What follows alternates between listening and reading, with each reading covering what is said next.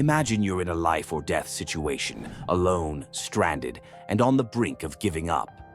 Then, suddenly, you feel it. A presence. Not threatening, but protective.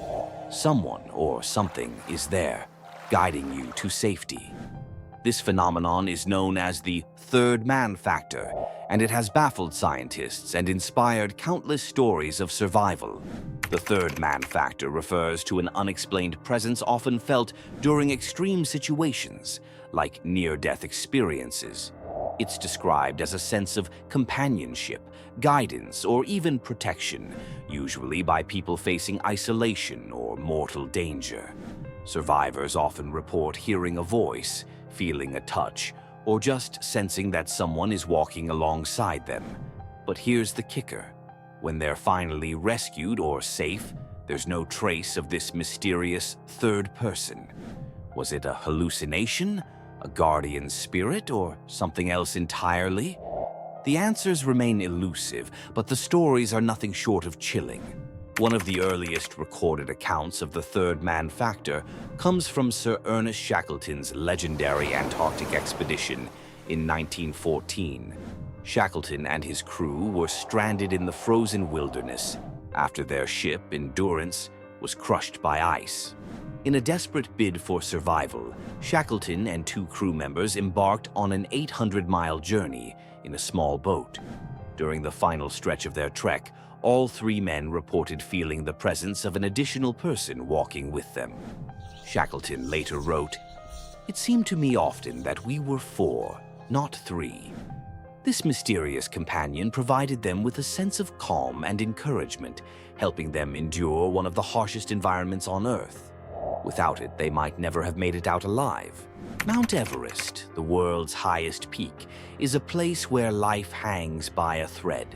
Climbers frequently report strange sensations at high altitudes, but some experiences go beyond mere hallucinations.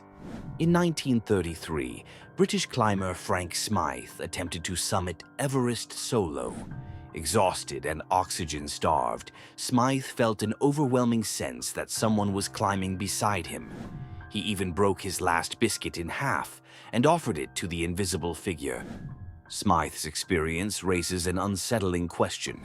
Could this third man be a projection of the mind in moments of extreme stress? Or is it something more? The thin air of Everest holds no answers, only more mysteries. The third man factor isn't limited to explorers and climbers. It's also been reported in modern tragedies.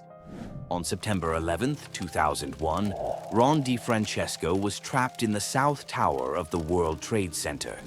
As he struggled to find a way out, he suddenly felt a guiding presence. Ron described this figure as someone urging him to move, leading him through the smoke and flames to an exit he hadn't noticed before. Following this unseen companion's directions, Ron became one of the last people to escape the tower before it collapsed. In 1983, Canadian climber James Sevigny was caught in an avalanche in the Rocky Mountains. Buried under snow, he was injured, disoriented, and close to giving up. That's when he felt the presence of a man urging him to move, to keep fighting, and to dig his way out. James followed the voice, even though there was no one else around. When he finally broke through to the surface, rescuers found him, but there was no sign of the person he had described. What makes stories like this so eerie is the consistency. Survivors often recount feeling reassured by their unseen companion, as though this presence truly wanted to help them survive. Scientists and psychologists have tried to make sense of the third man factor.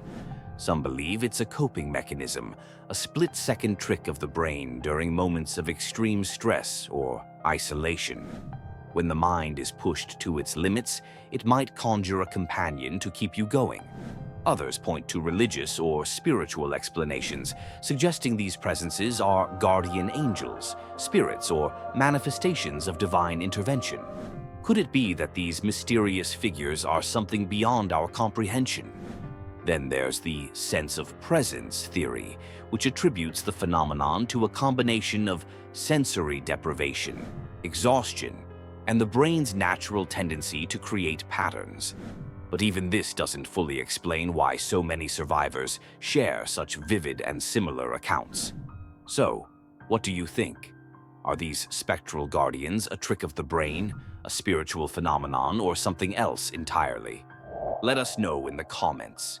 And if you enjoyed exploring this chilling mystery, don't forget to like this video and subscribe to the Netherworld Nook channel for more tales that walk the line between the real and the unknown.